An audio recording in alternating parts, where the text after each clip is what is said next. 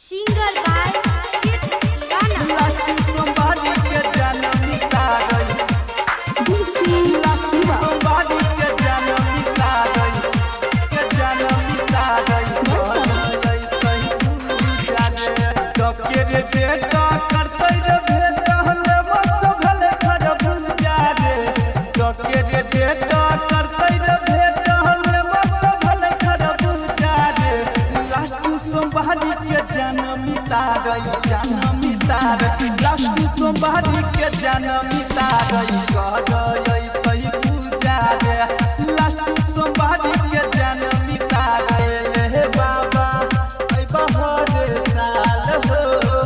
रखी हाथ जोड़ सलामत हे भोलेनाथ हो हे भोलेनाथ हो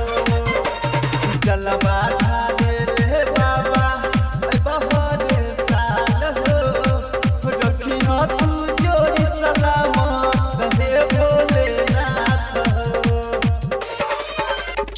मंदिर के गेट पर करबै रे भेंट चल चल संगे संगे रे मंदिर के गेट पर करबै रे भेंट चल चल संगे संगे रे लास्ट सोमवारी के जन्म तारई लास्ट सोमवारी के जन्म तारई करई कहीं पूजा रे लास्ट सोमवारी के जन्म तारई करई कहीं पूजा रे लास्ट सोमवारी के जन्म तारई जियासा जइबै हम बाबा के पास जन के लिए हम मंगबै दुआ रे कब से लगई जियासा जइबै हम बाबा के पास जन के लिए हम मंगबै दुआ रे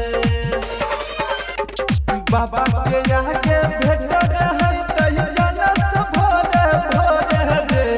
बाबा के आगा में भेट रहै तहि जनस भोरे भोरे रे दुनू गोटा मिता जल चढ़ैबै दुनू गोटा मिता जल चढ़ैबै बाबा के लोटे लोटे रे दुनू गोटा मिता जल चढ़ैबै बाबा के लोटे लोटे रे रिकॉर्डिंग स्टूडियो सिर्फ दीवाना कदवारा।